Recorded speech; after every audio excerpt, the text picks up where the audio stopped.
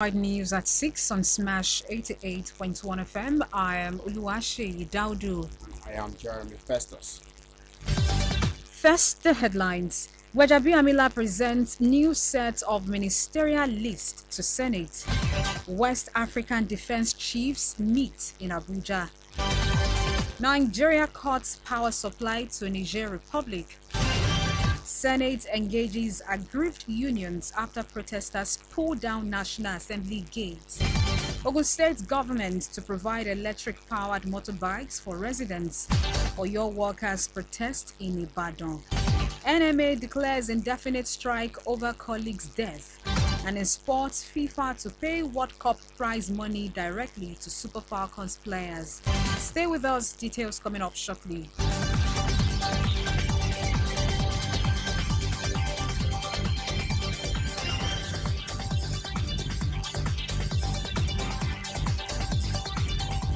And now the news in details. The Chief of Staff to the President and the former Speaker of the House of Representatives, Femi Gbajabiamila, has presented the new batch of ministerial list to the Senate.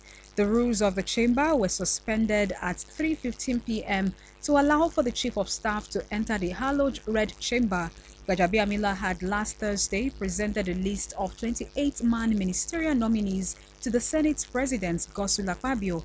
Prominent Nigerians who made the list are the immediate past Rivers State Governor Nyesom Wike and his colleague from Kaduna Nasir El-Rufai and former Ebonyi Governor David Umahi.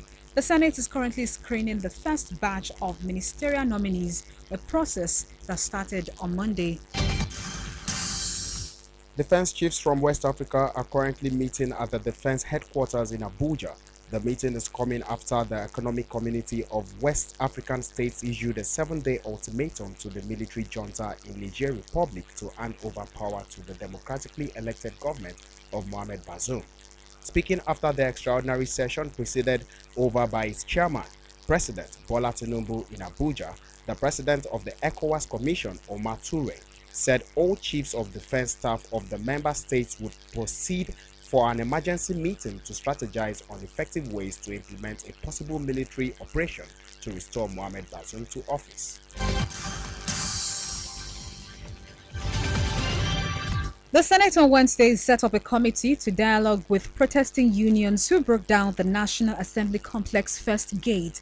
The protesters in their hundreds had marched from the Unity Fountain in Abuja to the National Assembly Complex in demonstration against the anti-poor people policies of the President Bola Tinubu administration. Upon their arrival at the National Assembly Complex, the protesters pulled down the first gate of the complex and marched to the premises. Senate President Godswill Akpabio immediately entered into a closed-door session with the lawmakers and upon his emergence from the meeting, said the Red Chamber has set up a 3-man committee to meet with the protesters at the National Assembly. The committee was led by Senate Chief Whip Ali Ndume from Borno South Senatorial District. The Senate also resolved that it will in the shortest possible time meet with the NLC and TUC leadership to find an amicable resolution to the current impasse.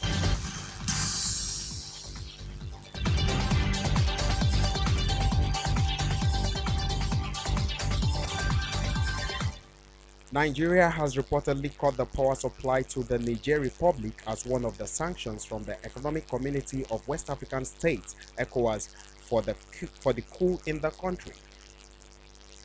According to reports, Nigeria cut the power supply to the Niger Republic on Tuesday.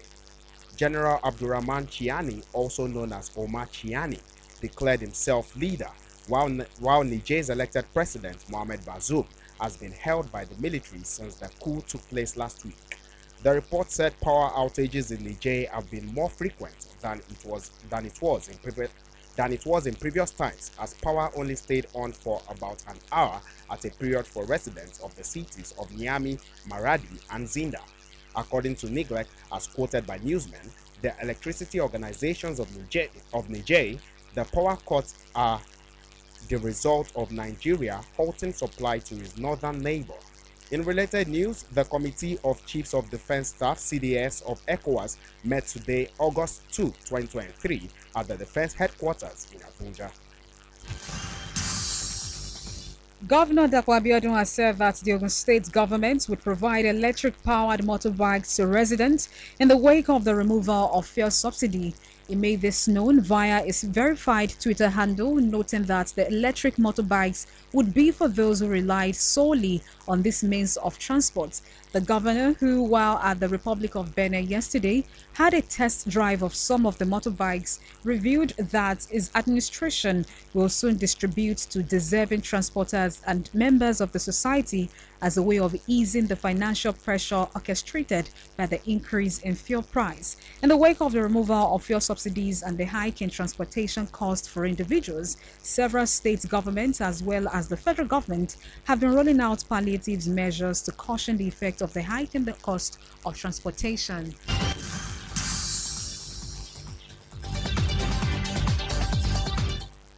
The Nigeria Labour Congress and Trade Union Congress workers in Oyo State on Wednesday joined their counterparts nationwide to stage a peaceful protest around Ibadan, the state capital. The state chairman of NLC and TUC, Kayode Martins and Bosun Olabiyi, respectively, had earlier disclosed that the spirit of Aluta would determine whether they will move around the town or not. The NLC state chairman, Martins, said the workers would move from Secretariat to Mokola Roundabout, Agodi Gate, and back to the Secretariat to continue their protest until the state governor, Seyi Makinde, personally addresses them. It was reported that the workers in the state have been protesting since Monday to demand palliatives, an upward review of pension allowances, and payment of salary deduction, among others, before the national body of the NLC and TUC announced on Tuesday that all the workers are to embark on nationwide protest over removal of fuel subsidy. The Nigerian Medical Association Lagos State chapter has directed all the doctors working in the 3 government hospitals on the Lagos Island to begin an indefinite strike over the death of its colleague, Dr. Vera Diaso. The NMA also declared a 5-day mourning period in the state and asked doctors in the other government-owned hospitals to scale down activities as a mark of respect for the dead colleague. The hospitals to embark on the indefinite strike are the General Hospital Odon Lagos, Lagos Island Maternity Hospital, Lagos, and the Mercy Street Children's Hospital, Lagos. The association said Diaso died on Tuesday at the General Hospital Odon Lagos after she was trapped in the elevator for more than 40 minutes before she was rescued and there was no blood available to resuscitate her. The NMA made this known in a press statement signed by its state chairman Dr. Benjamin Olo Jabutu and Secretary Ismail Ajibo on Wednesday. In sports, Nigeria Professional Football League Partners GTI Group has taken delivery of the revolutionary artificial intelligence cameras for the coverage of the league in the incoming season. According to a statement from GTI on Tuesday, the cameras, which are to be employed in the live streaming of at least 8 NPFL games every week and over 300 games per season, were unveiled by newsmen.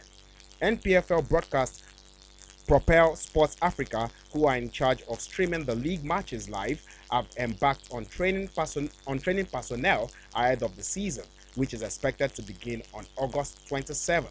The cameras will then be delivered and installed in the major stadiums across the nation. 10 stadiums across the country have been shortlisted for the live streaming of matches in the upcoming 2023-2024 season.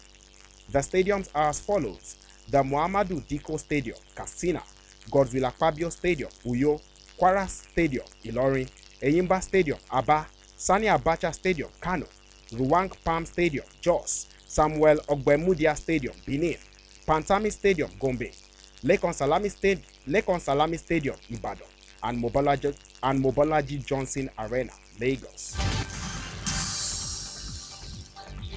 And finally, in sports, World Football Body FIFA has announced its plan to pay prize money directly into the players' accounts of the winners of the ongoing Women's World Cup in Australia, New Zealand.